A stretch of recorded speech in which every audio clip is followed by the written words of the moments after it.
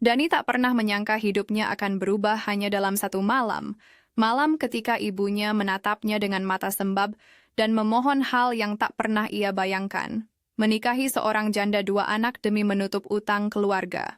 Di hadapan namanya yang nyaris tenggelam oleh beban, dan seorang wanita asing bernama Alina yang menyimpan sorot mata penuh rahasia, Dani berdiri di ambang pilihan yang tak bisa ia hindari.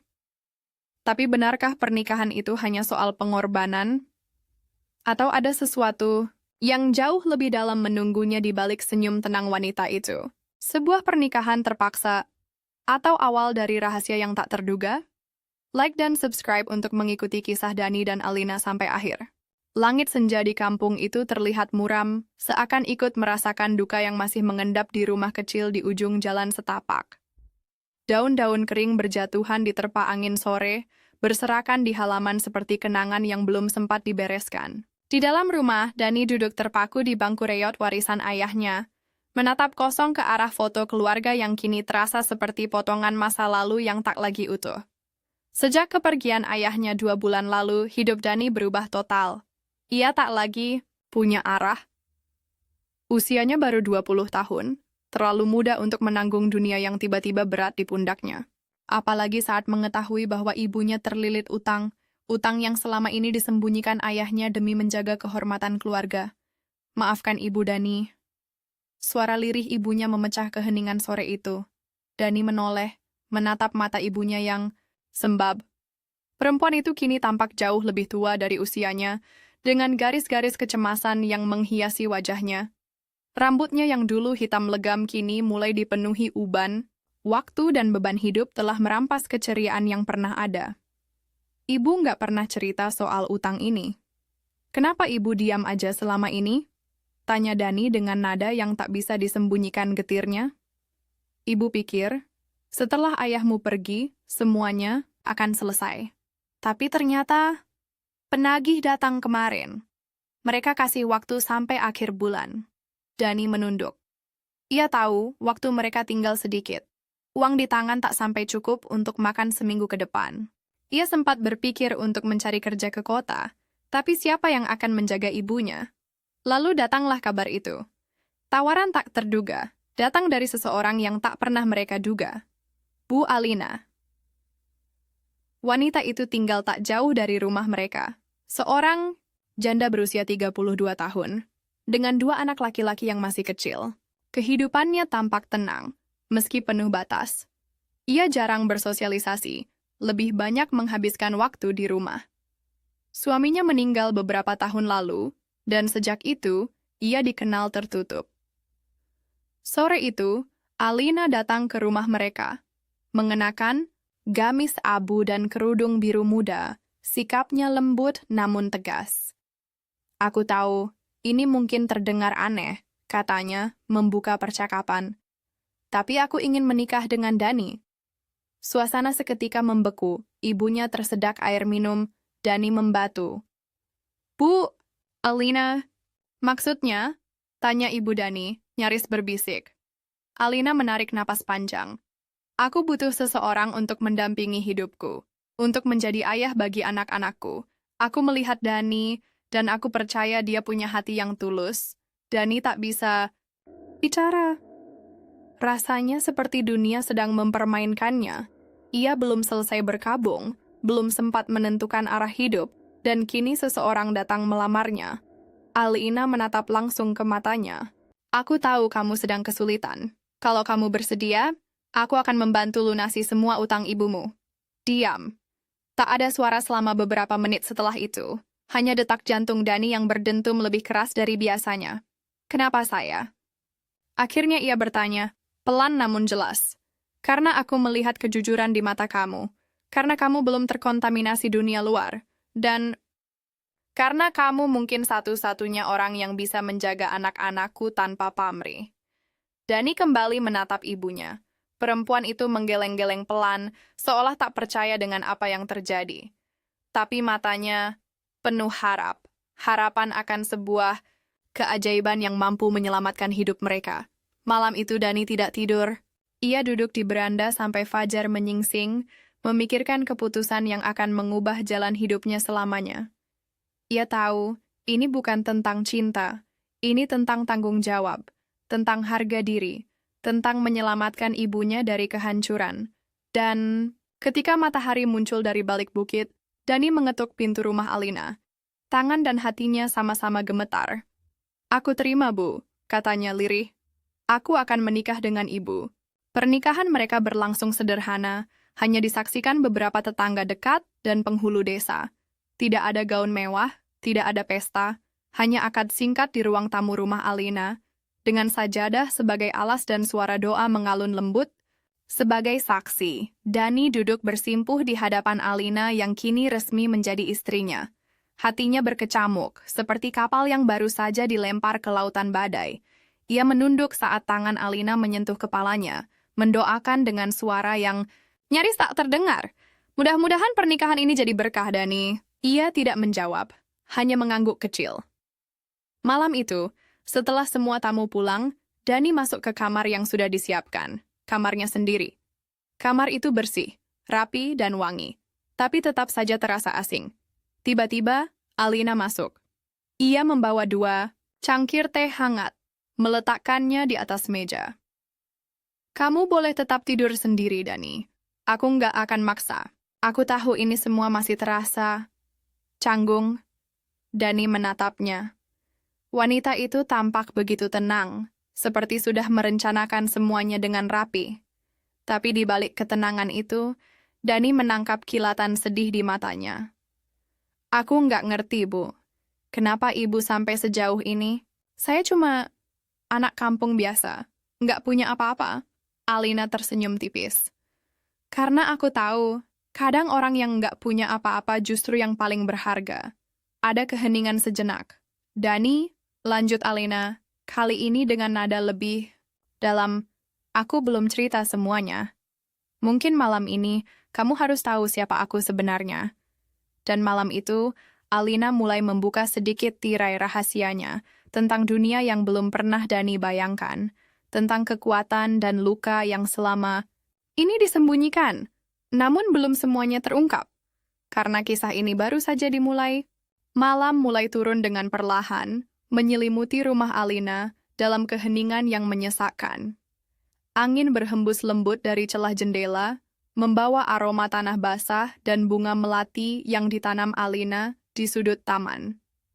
Namun tak ada yang lebih sunyi dari hati Dani malam itu, sunyi dan penuh tanda tanya. Ia duduk di ranjang barunya, menatap langit-langit kamar yang putih bersih. Kamar itu begitu rapi dan beraroma lavender. Tak ada yang aneh, kecuali dirinya sendiri, yang kini duduk di dalamnya sebagai suami dari wanita yang belum benar-benar ia kenal. Di meja kecil di samping tempat tidur, 2 cangkir teh dari tadi belum disentuh. Uapnya mulai hilang, sama seperti keyakinan Dani terhadap keputusannya malam itu. Apakah ini benar, atau hanya keputusan bodoh seorang anak yang ingin membalas pengorbanan ibunya? Dani menghela napas panjang, lalu berdiri dan berjalan ke jendela. Di luar, lampu-lampu rumah mulai dipadamkan. Anak-anak Alina sudah tertidur. Dan suasana makin mencekam saat ia mendengar pintu kamarnya diketuk perlahan. "Tok, tok, Dani?" Suara itu lembut. "Alina." Dani menoleh, sedikit gugup. Ia buru-buru membuka pintu. Alina berdiri di sana, masih dengan gamis yang sama, hanya kini tanpa kerudung. Rambut hitamnya tergerai rapi, memperlihatkan wajah yang lelah, namun tetap memancarkan keteguhan. "Aku boleh masuk?" tanyanya pelan. Dani mengangguk. Ia mempersilakan Alina masuk dan duduk di kursi di sudut kamar. "Aku tahu kamu masih bingung." Sutra Alina sebagai percakapan. "Aku juga tidak berharap kamu langsung mengerti. Tapi aku janji, Dani, semua ini bukan permainan. Aku tidak sedang mempermainkan hidup kamu." Dani hanya menatap, tak mampu bicara. Dalam hatinya masih berseliweran keraguan, kekhawatiran, dan perasaan bersalah. "Aku memang belum cerita semua, dan mungkin ini saat yang tepat," lanjut Alina. Ia menarik napas dalam-dalam, lalu menatap Dani dengan mata yang tajam namun penuh kejujuran. "Aku bukan wanita miskin, Dani." Dani tertegun. "Maksud ibu?" "Aku punya usaha sendiri.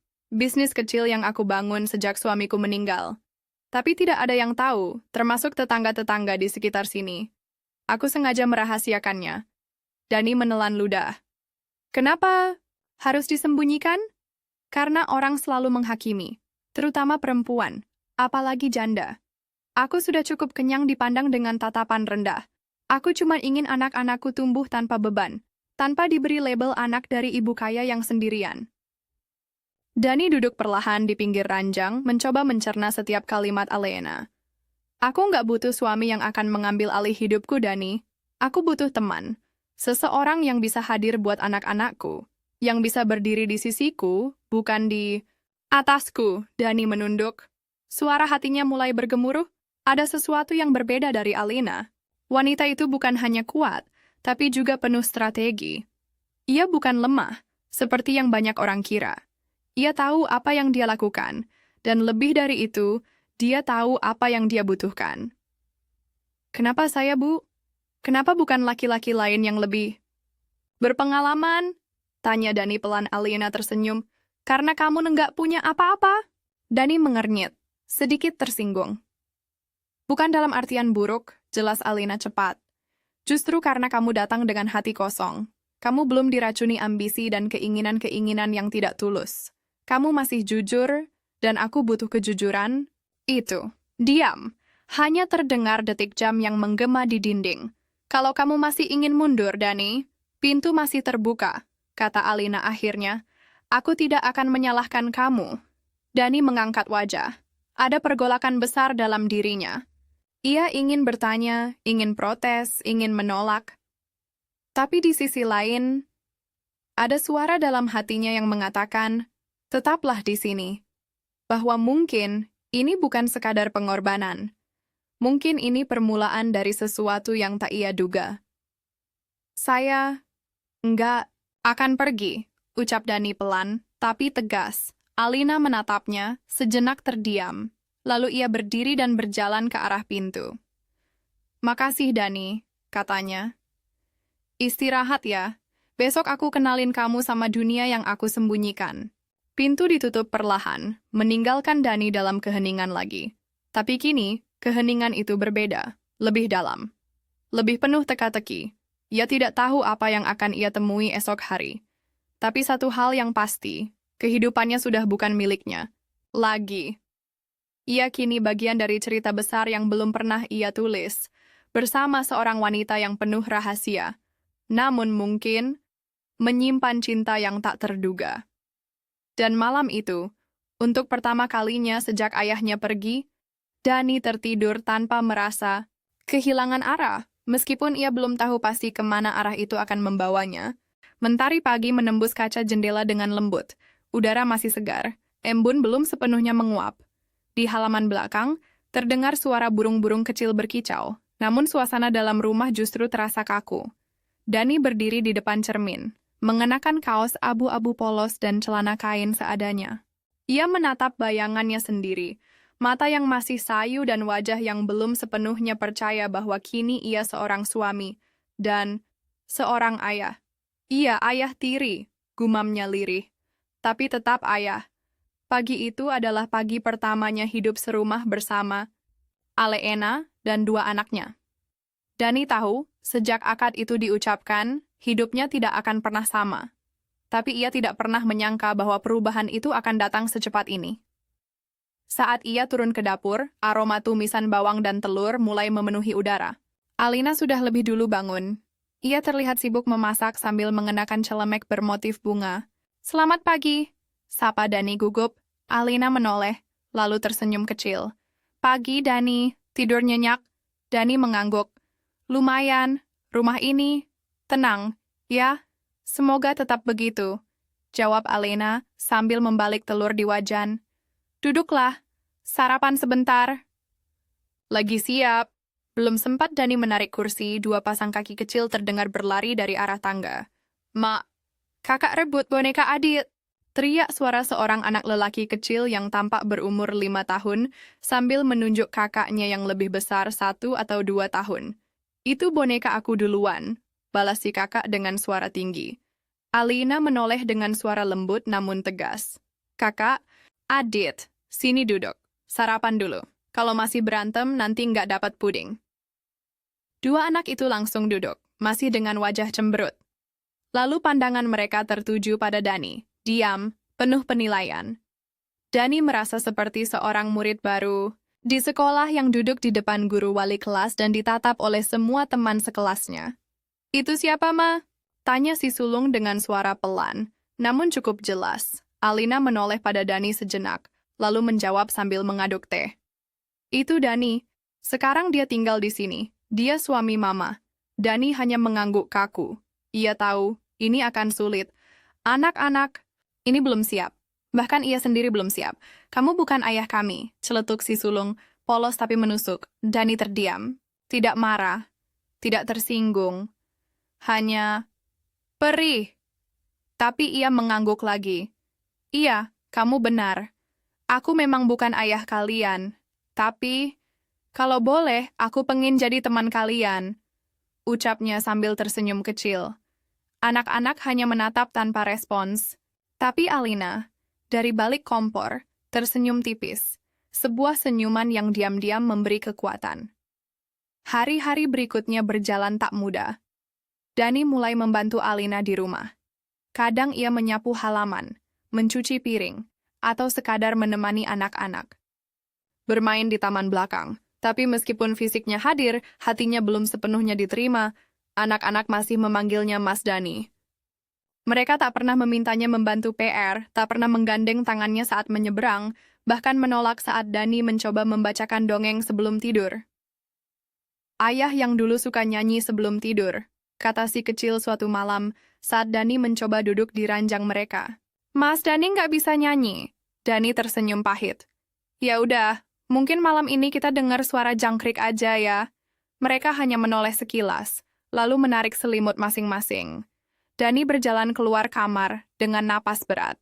Di ruang, tengah Alina sedang duduk membaca buku. Melihat Dani lewat, ia menutup bukunya dan berkata pelan, jangan dipaksakan. Mereka butuh waktu. Dani mengangguk. Aku tahu, tapi kadang rasanya seperti aku nggak pernah cukup. Kamu cukup, Dani. Hanya saja, belum tepat di waktu mereka, jawab Alina sambil menatapnya dalam. Malam itu, Dani duduk di beranda, merenungi hidupnya yang berubah dalam hitungan hari. Ia ingin melakukan segalanya dengan benar, tapi dunia ini terasa asing dan terlalu cepat baginya. Menjadi suami saja sudah cukup sulit. Menjadi ayah, apalagi untuk anak-anak yang belum siap membuka hati. Suatu siang, Dani sedang menyapu halaman ketika suara tawa anak-anak terdengar. Ia menoleh. Anak-anak sedang bermain bola di halaman depan bersama Alina. Saat bola memantul ke arah Dani, ia spontan menendangnya kembali. Adit tertawa. Wah, Mas Dani jago. Dani tersenyum dan mulai ikut bermain. Untuk pertama kalinya, ia mendengar tawa dari kedua anak itu yang tulus, bukan basa-basi. Mereka berlarian, tertawa, dan saling melempar bola kecil yang mereka temukan di gudang. Alina memperhatikan dari kejauhan, matanya hangat. Ia tahu, perlahan dinding itu mulai runtuh. Dani mungkin bukan ayah kandung mereka, tapi ia punya hati yang sabar dan ketulusan yang jarang dimiliki laki-laki seusianya. Saat malam tiba dan anak-anak tertidur lebih cepat karena lelah bermain, Dani dan Alina duduk di ruang tengah sambil minum teh. Aku takut, Bu, ujar Dani pelan. Apa yang kamu takuti? Aku takut gagal. Aku takut mereka nggak akan pernah menerimaku. Alina menatapnya, lalu meletakkan cangkirnya. Semua orang takut, Dani. Aku juga. Tapi kita jalanin aja. Kita gagal, kita belajar, kita sedih, kita rangkul satu sama lain. Itu yang disebut keluarga. Dani tak berkata apa-apa. Hanya menatap wanita itu dengan pandangan yang mulai berubah. Ada sesuatu di matanya malam itu. Bukan hanya kekaguman, tapi juga rasa yang belum bisa ia definisikan. Dan begitulah hari-hari berjalan. Dani mulai terbiasa dengan rutinitas baru. Mengantar anak-anak ke sekolah, belanja ke pasar, membantu Alina di rumah. Tapi bukan berarti semuanya mudah. Kadang ia tetap kesepian. Kadang ia merasa tak dianggap. Tapi satu hal yang tak pernah berubah. Ia tetap berusaha.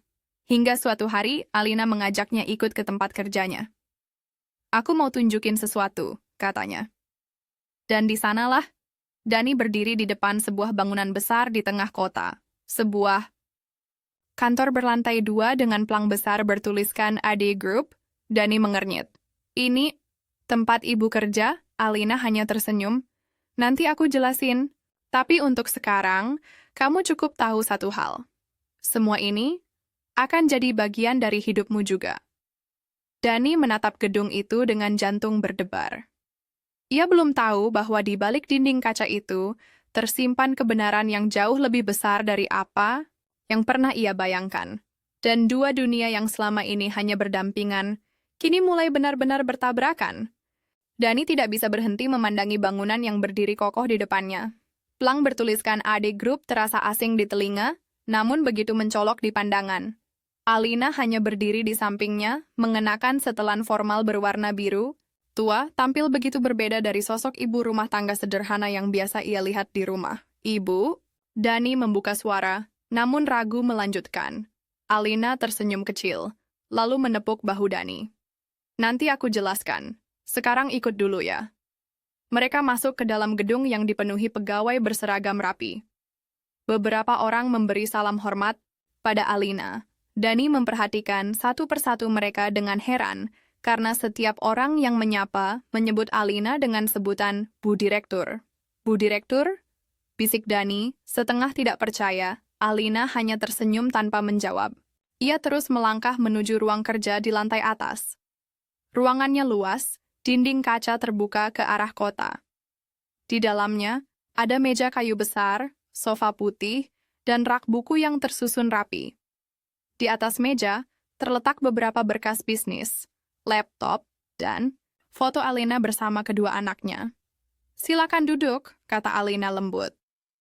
Dani duduk kaku di kursi kulit yang empuk.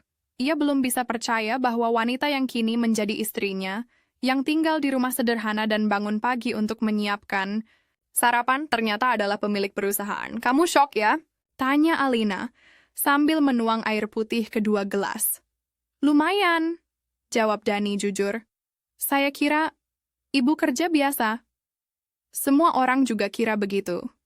Alina menatap keluar jendela. Aku tidak pernah niat untuk membanggakan apa yang aku punya.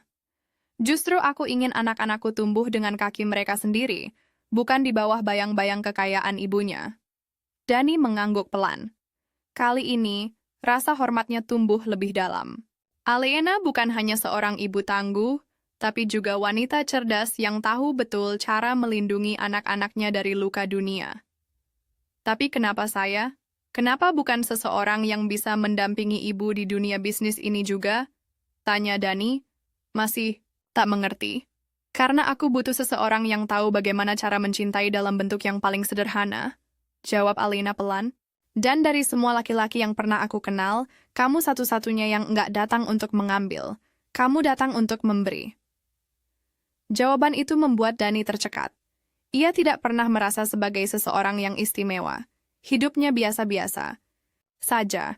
Tapi di mata Alina, ia memiliki sesuatu yang tak dimiliki oleh banyak orang. Ketulusan. Hari-hari berlalu, Dani mulai membantu pekerjaan ringan di kantor Alina. Ia belajar mengetik, membaca laporan sederhana, hingga mengantar dokumen. Ia tidak tahu mengapa Alina membawanya ke dunia ini, tapi ia merasa dihargai. Di rumah, hubungan dengan anak-anak juga mulai mencair.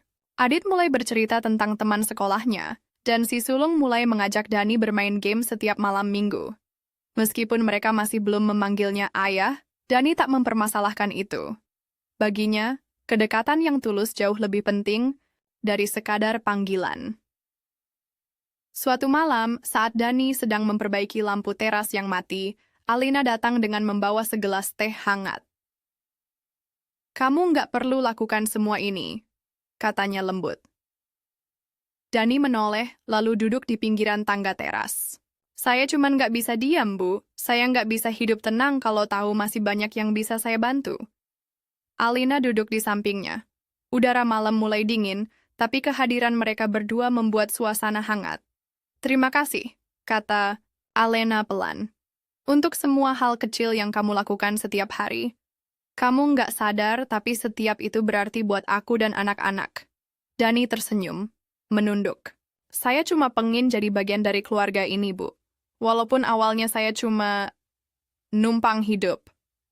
Alina memutar kepala menatapnya. Kamu bukan numpang. Kamu suamiku. Kamu bagian dari keluarga ini. Dan kamu pantas. Hening sejenak. Mereka hanya saling menatap. Tidak ada kalimat manis, tidak ada gombalan. Hanya tatapan yang diam-diam tumbuh jadi rasa yang lebih hangat dari sekadar kata terima kasih. Dan malam itu, untuk pertama kalinya, Alina menggenggam tangan Dani. Hangat, nyaman, tidak dibuat-buat. Dan Dani, walaupun masih canggung, membalas genggaman itu dengan ketulusan yang selama ini tidak ia sadari sedang tumbuh dalam dirinya. Namun dunia tidak selalu diam. Sore itu, saat Dani sedang pulang dari pasar membawa bahan makanan, seorang pria tua menghampirinya di jalan. Kamu Dani, ya? Tanyanya tajam. Iya, Pak. Maaf, Bapak siapa? Cuma tetangga. Tapi saya tahu semua yang terjadi di kampung ini. Hati-hati, ya. Kamu kira nikah sama janda kaya itu rejeki? Hati-hati, jangan-jangan kamu cuma jadi boneka buat dia. Kata-kata itu seperti tamparan. Dani tak menjawab. Ia hanya diam menggenggam plastik belanjaan lebih erat dan mempercepat langkahnya pulang. Sesampainya di rumah, ia tak langsung masuk. Ia duduk di beranda, diam. Alina keluar, membawa handuk kecil. Panas ya, kamu keringetan. Dani menoleh. Wajahnya tidak seperti biasanya. Ada sesuatu yang mengganggu pikirannya. Bu, katanya pelan. Kalau saya nggak bisa jadi yang ibu butuhkan, ibu akan nyesel. Alina terdiam, lalu ia duduk di samping Dani. Justru aku takut kehilangan seseorang yang tulus seperti kamu. Dani, kamu nggak sempurna, tapi kamu hadir. Dan itu cukup. Dani menunduk. Ada bagian dalam hatinya yang mulai goyah, bukan karena rasa lelah, tapi karena rasa yang belum pernah ia alami sebelumnya. Dicintai bukan karena kelebihannya, tapi justru karena kekurangannya. Dan malam itu saat mereka duduk berdampingan di beranda, Dani tahu perasaan itu bukan lagi rasa kasihan, bukan sekadar tanggung jawab. Tapi cinta yang datang perlahan, tanpa pernah direncanakan. Ketulusan yang ia berikan tanpa pamrih, mulai menemukan jawabannya. Angin malam berembus pelan, menerpa tirai ruang tengah rumah Alena yang dibiarkan terbuka. Dani duduk bersandar di sofa, menggosok-gosok kedua tangannya yang masih terasa dingin setelah membenahi keran air yang bocor di dapur. Di sebelahnya, Alina duduk sambil memeluk bantal kecil, menatap jendela dengan mata kosong. Suasana malam itu berbeda, tak ada obrolan ringan, tak ada suara tawa anak-anak yang biasanya masih bermain hingga larut, hanya diam, sunyi, dan Dani bisa merasakannya. Ada sesuatu yang sedang ditahan Alina. Kamu kelihatan lelah, Bu. Ucap Dani akhirnya, mencoba mencairkan suasana. Alina tersenyum tipis, tapi tak menoleh. Bukan lelah, Dani. Mungkin lebih ke letih. Tapi bukan karena hari ini. Karena hari-hari yang belum selesai aku simpan. Dani tak menjawab. Ia tahu, itu isyarat bahwa malam ini, Alina siap bicara tentang sesuatu yang lebih dari sekadar pekerjaan, anak-anak atau kehidupan mereka sekarang. Dani, Alina menghela napas panjang. Kamu pernah dikhianati? Pertanyaan itu membuat Dani terdiam. Ia menatap Alina, mencoba membaca matanya. Ayah saya... Dani berkata pelan. Dia pergi sebelum sempat cerita apa-apa.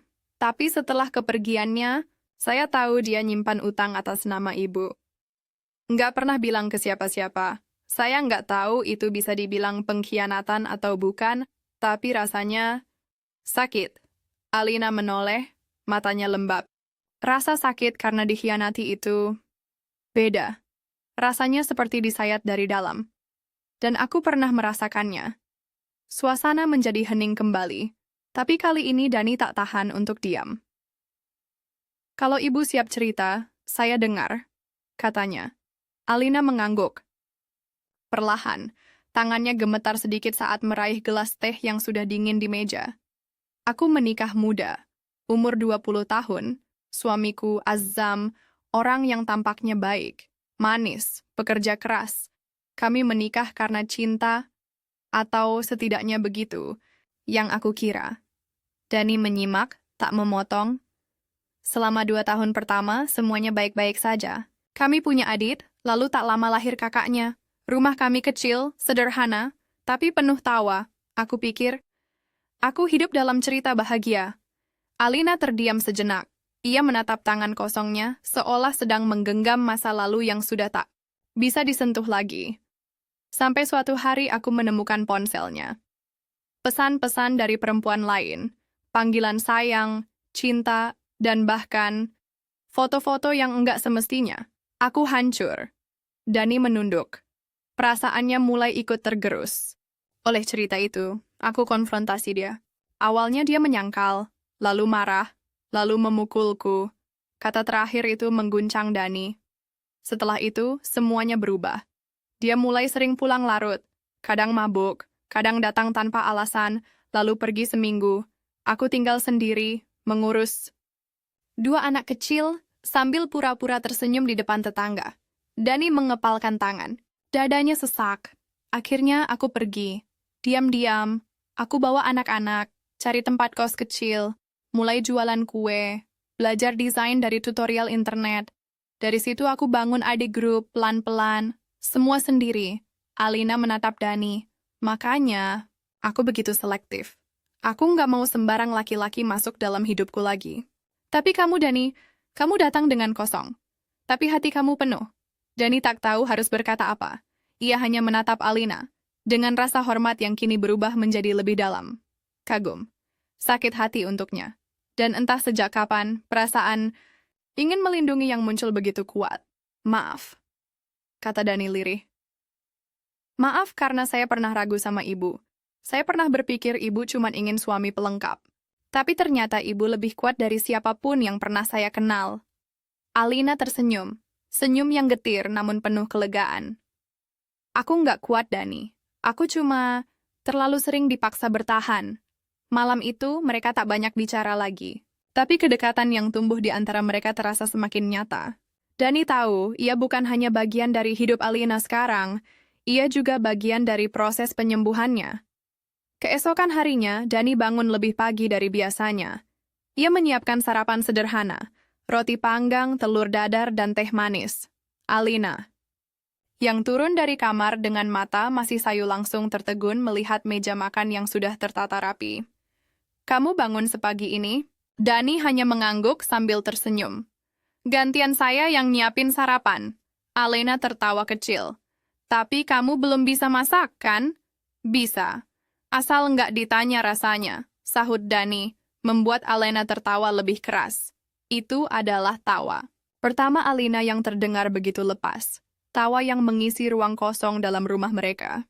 Dan Dani menyadari satu hal, bukan harta, bukan posisi, bukan status, tapi tawa itulah yang ingin terus ia dengar setiap hari. Hari itu, Dani mengantar anak-anak ke sekolah. Di jalan, si sulung, yang biasanya diam, bertanya tiba-tiba. Mas, Dani, kamu suka mama? Pertanyaan itu membuat Dani hampir menginjak rem. Suka? Ulang Dani. Gugup.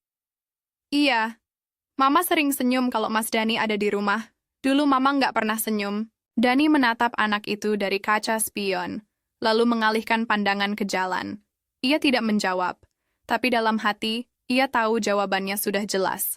Malam harinya, saat hujan turun rintik-rintik dan listrik sempat padam sebentar, Dani dan Alina duduk, berdua di beranda dengan hanya lilin kecil di antara mereka. Tak ada suara selain gemericik hujan dan detak jantung yang perlahan menyatu. Aku takut, Dani, ujar Alina pelan. Takut kalau suatu saat kamu merasa ini semua terlalu berat. Dani menatapnya lama. Lalu, dengan suara lembut namun pasti, ia menjawab, justru saya takut kalau semua ini berakhir. Saya tahu saya bukan siapa-siapa, tapi saya pengen ada buat ibu, untuk semuanya. Alina menatapnya dalam, lalu, seperti gerimis yang berubah menjadi hujan deras, air matanya jatuh, bukan karena luka, tapi karena ketenangan yang baru pertama kali ia rasakan setelah sekian lama. Dan malam itu, dua hati yang terluka mulai sembuh bersama. Udara pagi itu lebih hangat dari biasanya. Sinar matahari menelusup masuk melalui celah tirai, membentuk garis-garis cahaya di lantai rumah Alina. Di dapur, Dani tampak sibuk menyiapkan bekal untuk anak-anak. Ia sudah mulai terbiasa dengan rutinitas itu, mengoleskan selai, memasukkan potongan buah ke dalam wadah kecil, dan menyelipkan secarik catatan kecil yang bertuliskan pesan manis untuk adik dan kakaknya. Jangan lupa senyum hari ini, ya. Alina tersenyum saat membacanya diam-diam dari balik pintu. Hatinya hangat. Dani mungkin tak sempurna, tapi lelaki itu telah membawa hidupnya dan anak-anak keluar dari gelapnya luka. Ia hampir tak percaya betapa hidupnya berubah sejak Dani masuk ke dalam rumah ini, ke dalam hidupnya. Namun hari itu, sesuatu mulai berubah. Dani diminta Alina untuk mengantarkan beberapa dokumen ke kantor. Hal yang sudah biasa ia lakukan selama sebulan terakhir. Ia pun berangkat menggunakan motor metik pemberian Alina yang tak pernah ia minta. Setibanya di kantor adik grup, Dani disambut hangat oleh para staf. Ia bahkan mulai akrab dengan beberapa karyawan, meskipun mereka masih memanggilnya Mas Dani dan bukan Pak Suami Bos. Bu Alina masih rapat di lantai atas, Mas, ujar Rani, sekretaris Alina. Dokumennya bisa ditaruh di ruang meeting kecil, ya? Dani mengangguk. Baik. Tapi langkahnya terhenti di depan sebuah pintu yang terbuka sedikit. Dari celah pintu, terdengar suara diskusi yang cukup intens. Aku sudah bilang, Li, perusahaan ini bisa tumbuh lebih cepat kalau kamu mau buka diri sedikit. Kita butuh investor besar. Jangan terus bersembunyi di balik status janda dan suami muda. Itu suara laki-laki. Tegas. Nada bicara seperti orang lama dalam dunia bisnis. Aku nggak butuh pertumbuhan instan, Arman, jawab Alina. Suaranya tenang tapi tegas. Dani tidak perlu tahu semua hal. Dia cukup tahu bagian yang aku izinkan. Dani terpaku. Dadanya mulai sesak. Apa maksudnya? Bagian yang aku izinkan? Ia tidak tahu apa yang lebih menyakitkan, bahwa Alina menyembunyikan kebenaran, atau bahwa dirinya hanya dianggap pantas mengetahui sebagian kecil dari kenyataan. Dengan langkah pelan, Dani mundur. Ia meletakkan map dokumen di meja terdekat dan meninggalkan ruangan tanpa suara. Hatinya bergetar. Seolah seluruh rasa percaya yang ia bangun perlahan keropos dari dalam. Sore itu, Dani tidak langsung pulang. Ia berhenti di pinggir danau kecil dekat taman kota. Duduk diam sambil memandangi air yang memantulkan cahaya jingga senja. Angin menerpa wajahnya, tapi dinginnya tak mampu mengalahkan dingin di dalam hatinya. Ia mengingat semua yang sudah ia lalui bersama Alina. Dari malam pertama yang penuh tanda tanya, pelan-pelan berubah jadi kedekatan yang menenangkan. Tapi kini, semua terasa abu-abu. Kenapa dia masih menutup-nutupi? Tanyanya dalam hati. Apa saya cuma bagian dari rencana yang lebih besar? Ia pulang saat malam sudah larut. Rumah gelap, hanya lampu teras yang menyala. Anak-anak sudah tidur. Alina sedang duduk di ruang tengah, menunggu. Kamu nggak pulang-pulang. Aku khawatir, katanya pelan. Dani tak menjawab. Ia duduk di seberangnya, wajahnya datar. Hatinya penuh. Aku ke kantor tadi, katanya akhirnya. Aku dengar kamu bicara sama Arman. Alina menegang seketika. Dani, aku cuma pengen tahu satu hal. Dari awal, kamu nikahin aku karena apa? Karena kamu percaya aku tulus? Atau karena kamu tahu aku cukup polos buat nggak nanya banyak hal? Jangan bilang kayak gitu. Alina menahan napas. Aku memang belum cerita semuanya, tapi itu bukan karena aku anggap kamu bodoh. Lalu kenapa? Suara Dani mulai bergetar. Kenapa kamu masih sembunyi-sembunyi soal semuanya? Tentang perusahaan, tentang hartamu, tentang masa lalu, tentang apa yang aku harus tahu dan nggak harus tahu. Alina berdiri menatap Dani dengan mata memerah. Karena aku takut, Dani. Aku takut kalau kamu tahu semuanya kamu bakal pergi. Karena kamu ngerasa kecil. Karena kamu ngerasa nggak cukup. Dan sekarang kamu pikir aku nggak ngerasa begitu?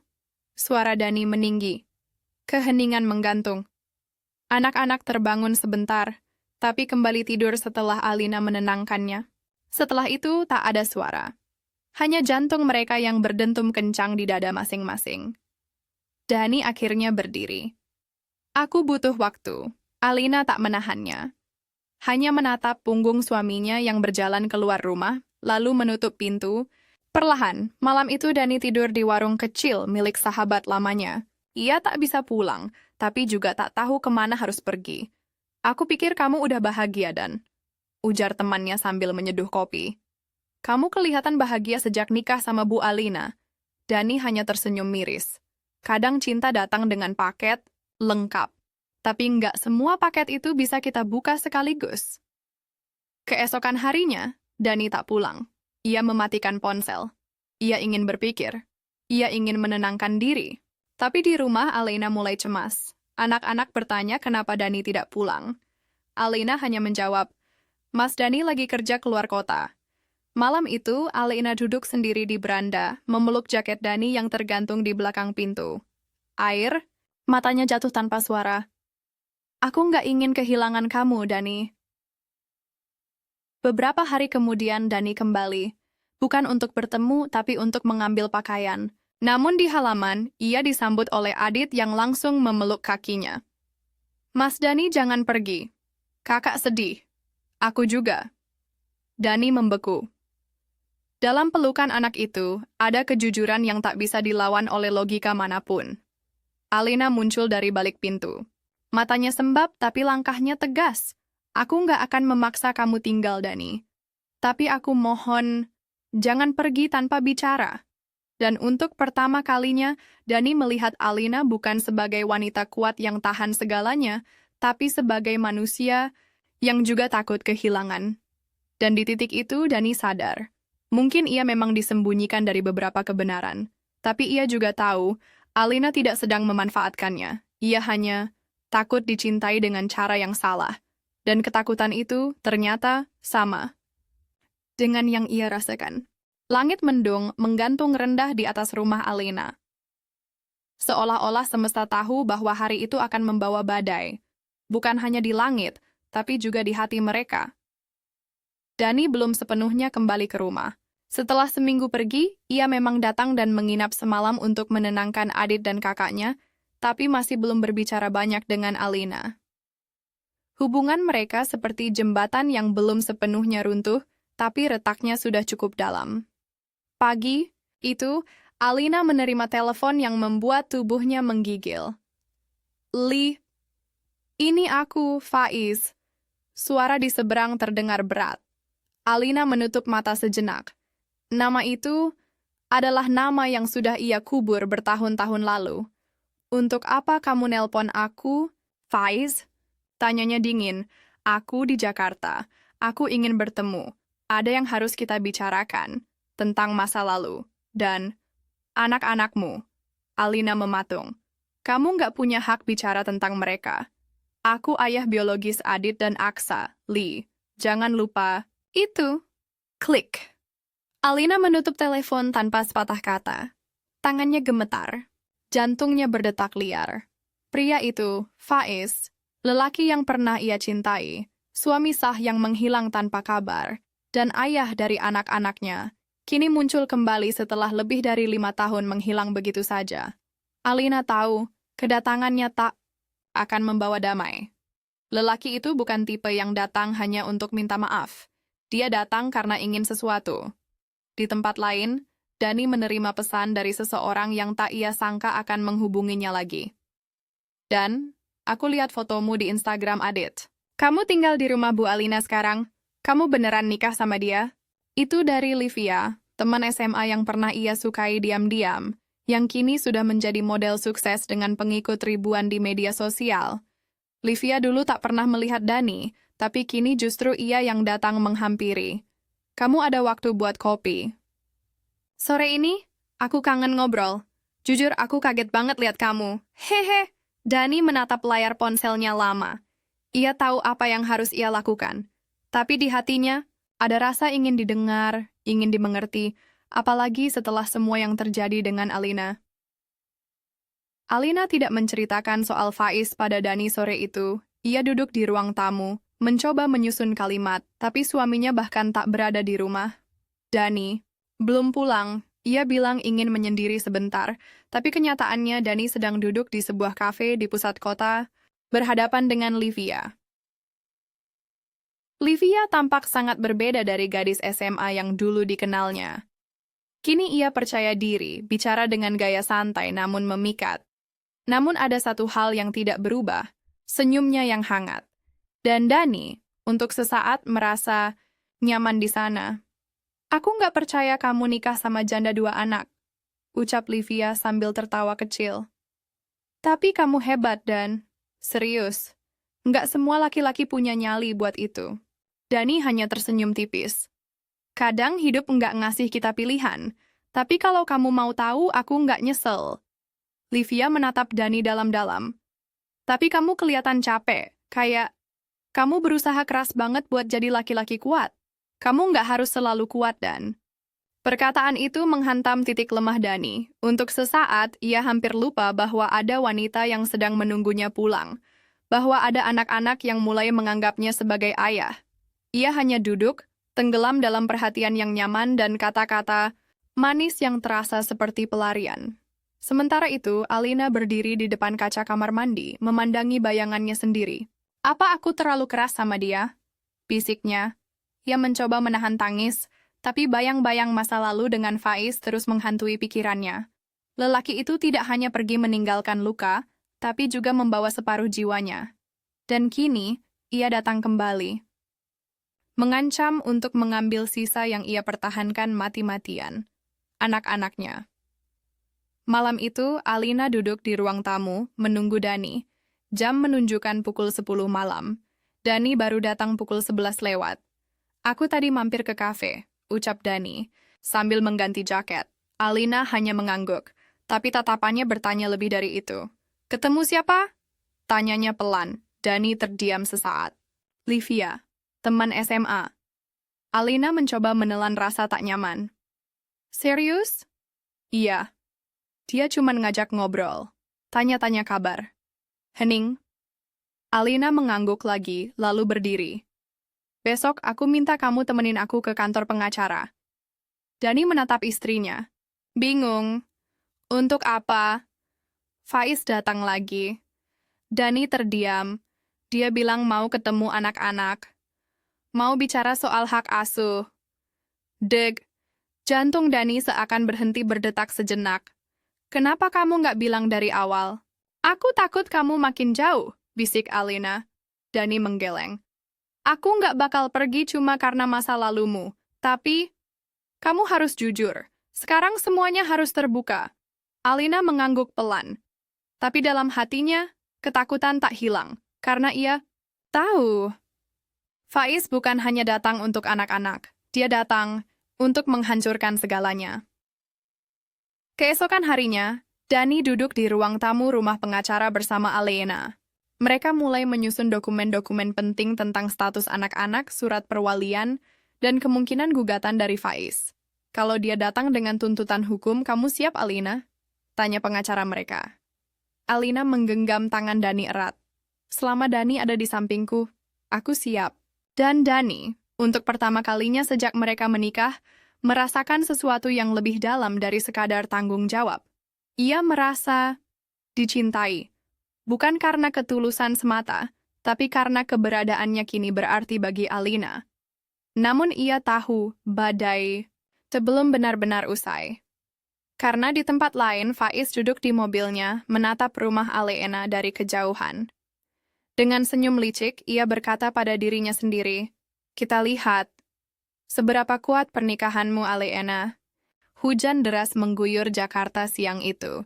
Jendela kantor pengacara Alena dipenuhi bintik-bintik air yang mengalir pelan, seolah menirukan tangis yang tak bisa tumpah dari matanya. Di meja depan, Faiz duduk dengan jas hitam dan senyum dingin yang tak berubah sejak hari pertama mereka berjumpa. Di sampingnya, seorang pengacara dengan kacamata tebal menyodorkan selembar surat berstempel resmi. Gugatan hak asuh, ucap Faiz datar. Aku datang bukan untuk merusak Alina. Aku cuma ingin mengambil kembali yang jadi milikku. Alina duduk tegak. Di sampingnya, Dani menggenggam tangannya erat, berusaha memberi kekuatan walau ia sendiri sedang berkecamuk. Ia baru tahu seberapa dalam luka yang Alina simpan selama ini. 5 tahun kamu hilang, Faiz, kata Alina pelan namun tegas. Tak ada kabar, tak ada nafkah, tak ada tanggung jawab, dan sekarang kamu datang membawa surat ini? Faiz menatap tajam. Aku tahu aku salah, tapi anak-anak itu darah dagingku. Darah dagingmu? Dani menyela, nadanya meninggi tanpa sadar. Kamu pikir gampang datang seenaknya dan langsung ambil hak yang kamu abaikan selama ini? Pengacara Faiz menghentikan perdebatan dan berkata, kita bisa lanjut di pengadilan. Alina hanya tersenyum miris. Silakan, tapi jangan kira. Aku akan diam. 2 hari setelah itu, rumah Alina terasa seperti kapal yang dilanda badai. Adit mulai gelisah, menangis diam-diam saat mendengar ibunya harus ke pengadilan. Aksa tak lagi ceria.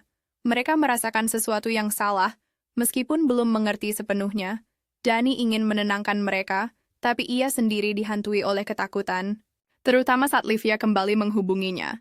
Bukan hanya untuk menyapa, tapi menawarkan jalan keluar. Kalau kamu lelah dan... Aku di sini. Aku serius. Kamu nggak harus berkorban terus. Kamu punya hidup sendiri, bukan?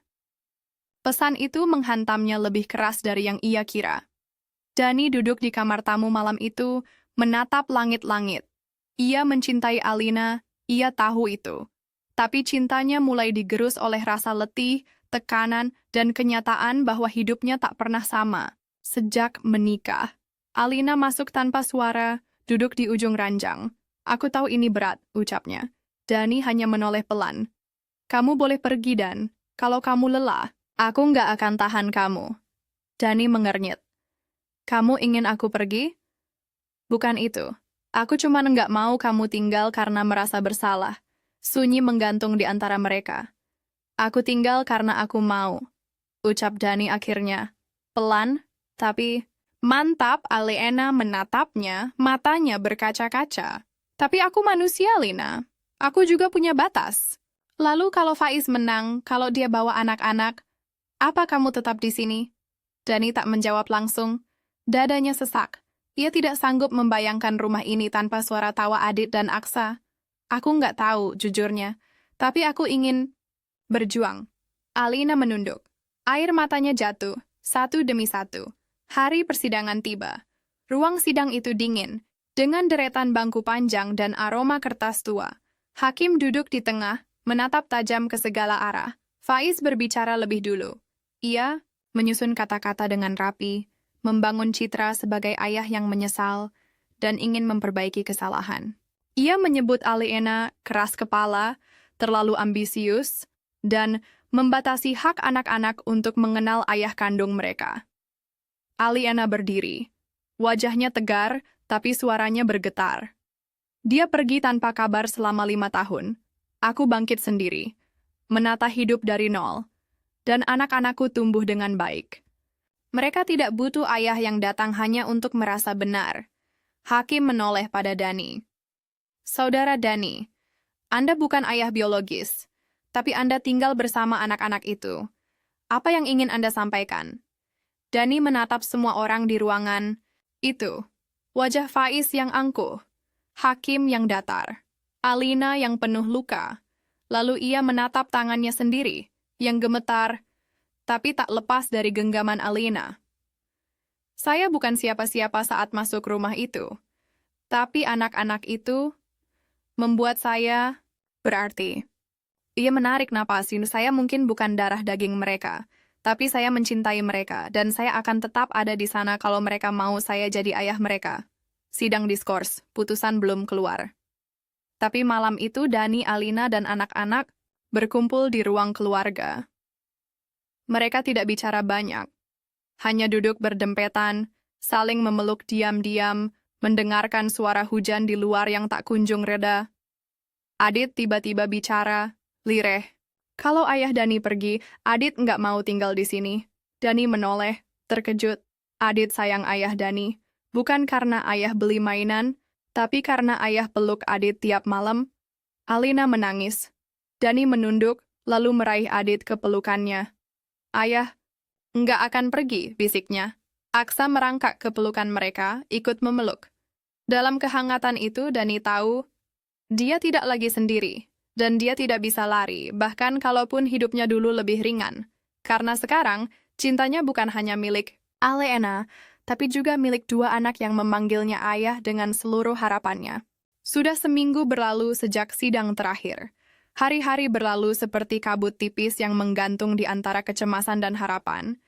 Dani dan Alina menjalani hari-hari itu dengan hati-hati, seolah setiap langkah bisa menjatuhkan mereka kembali ke jurang ketakutan yang belum sempat tertutup. Alina tetap bekerja seperti biasa, tapi fokusnya goyah.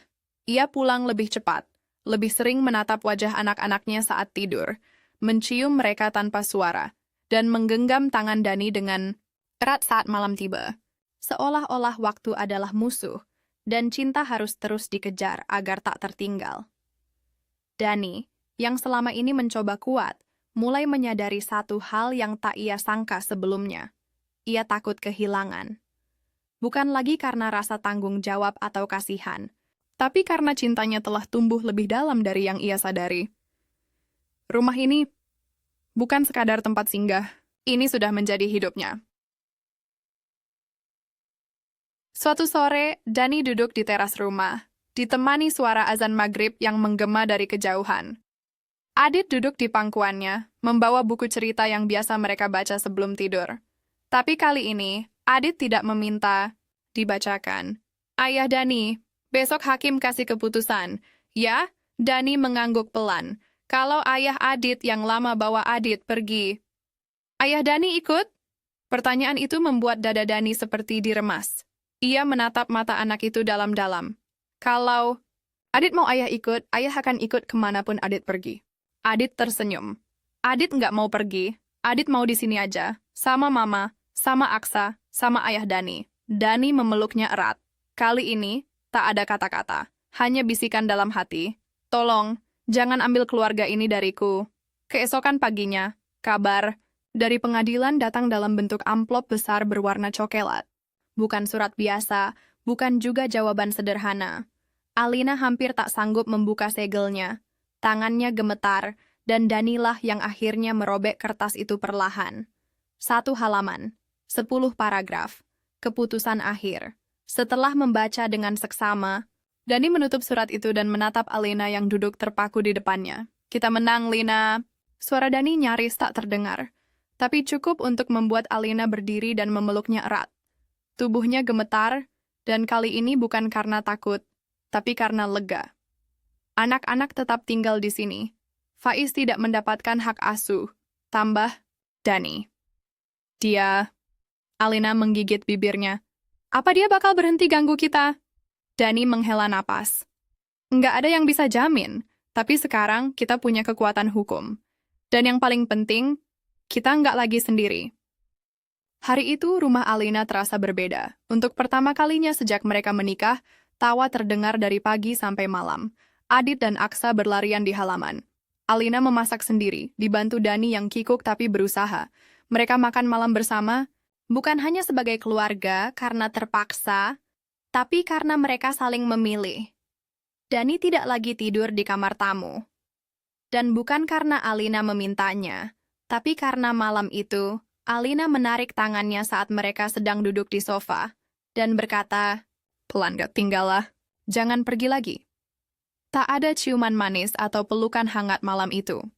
Hanya kehadiran yang saling mengisi, sunyi yang nyaman, dan 2 orang dewasa yang tahu bahwa mereka kini saling memiliki, bukan hanya karena pernikahan di atas kertas, tapi karena cinta yang tumbuh di tengah luka. Beberapa hari kemudian, Alina mengajak Dani ke salah satu cabang usahanya yang paling besar, tempat yang belum pernah ia perlihatkan selama ini. Sebuah bangunan 2 lantai dengan desain modern, dipenuhi aktivitas para pekerja muda. Ini, ucap Dani terperangah. Aku yang bangun dari awal, modal sendiri, keringat sendiri. Waktu kamu kira aku cuma ibu rumah tangga yang ngumpet di balik tudung saji? Alina tersenyum kecil. Kenapa kamu nggak pernah bilang semua ini dari awal? Alina memandang Dani lekat-lekat. Karena aku butuh tahu kamu nikahin aku karena mau, bukan karena uang. Dani terdiam. Ia memejamkan mata sejenak. Aku akui, Awalnya aku pikir semuanya soal uang. Aku capek, aku butuh jaminan hidup buat ibu. Tapi setelah aku tinggal di rumah itu, aku mulai ngerti. Cinta itu bukan sesuatu yang bisa direncanakan. Alina menatap Dani dalam-dalam. Jadi sekarang, kamu di sini karena cinta? Dani tersenyum. Aku di sini karena aku nggak bisa bayangin hidup tanpamu, dan tanpa anak-anak itu. Di rumah, Aksa membawa gambar yang baru ia warnai di TK. Ia menunjukkannya pada Dani dan Alina. Gambar sederhana, seorang anak kecil, berdiri di tengah, diapit oleh seorang wanita dan pria dewasa. Ini siapa, Aksa? Tanya Dani sambil tersenyum. Ini Aksa, ini Mama, ini Ayah Dani. Kita keluarga.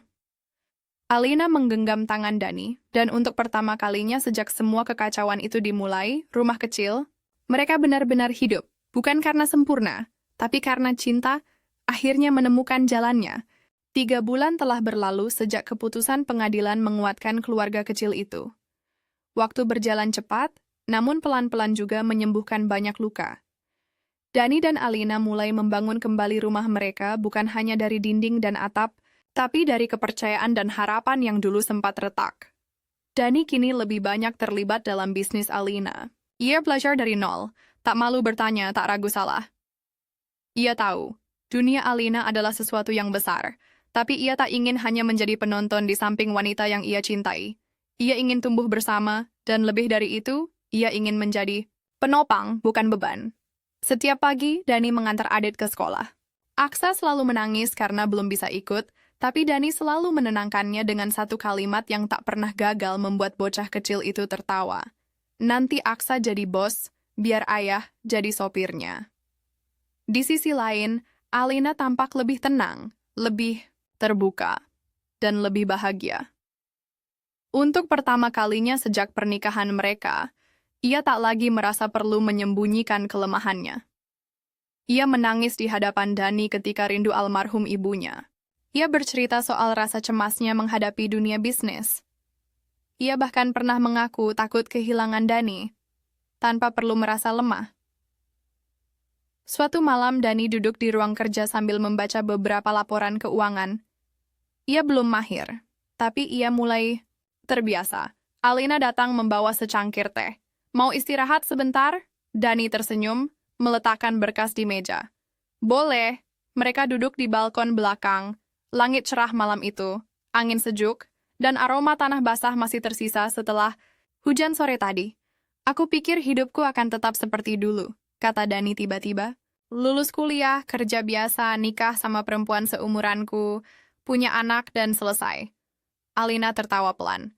Maaf sudah mengacaukan rencana. Dani menoleh. Kamu nggak mengacaukan apapun. Kamu justru bikin hidupku mulai. Alina terdiam, menunduk sebentar, lalu menatap Dani. Aku juga nggak pernah nyangka, Dani. Setelah ditinggal Faiz, aku kira aku nggak akan bisa percaya lagi. Tapi kamu masuk ke hidupku dengan cara yang nggak biasa. Tiba-tiba. Aneh. Dan ternyata, kamu satu-satunya yang aku mau bertahanin. Dani mengulurkan tangan, menggenggam tangan Alina erat. Aku mungkin masih banyak kekurangan. Tapi aku janji aku akan terus belajar. Buat kamu, buat anak-anak. Alina mengangguk pelan. Air mata menitik tanpa bisa dicegah. Terima kasih, sudah nggak pergi, bisiknya. Beberapa hari kemudian, Dani mengajak Alina ke tempat pertama kali mereka bertemu. Rumah ibunya yang sudah direnovasi total. Kini tampak lebih terang, lebih bersih, dan lebih hangat. Ibu titip salam, kata Dani. Dan ini tempat di mana semuanya dimulai. Alina memandang sekeliling, mengangguk perlahan, lalu matanya terhenti pada satu meja kayu kecil di sudut ruangan. Kamu masih simpan ini? Tanyanya. Itu meja pertama yang aku benerin waktu kamu marah karena lemari dapurmu patah, jawab Dani sambil tertawa. Alina berjalan pelan ke meja itu, mengelus permukaannya yang kasar. Waktu itu aku pikir kamu cuman pemuda bingung yang nyasar ke hidupku. Dani mendekat. Dan sekarang? Sekarang aku sadar, Kamu adalah jawaban dari doa-doa yang enggak pernah aku tahu sudah aku panjatkan. 3 bulan berubah jadi 6. 6 bulan jadi 1 tahun. Hidup mereka tidak selalu mudah. Ada hari di mana bisnis menurun, anak-anak sakit, atau Dani dan Alina saling berdiam karena berbeda pendapat. Tapi setiap malam mereka selalu tidur di ranjang yang sama, dengan tangan saling menggenggam seolah berkata, kita masih di sini. Dan di malam ulang tahun pernikahan mereka yang pertama, Alina memberikan Dani hadiah kecil dalam kotak beludru.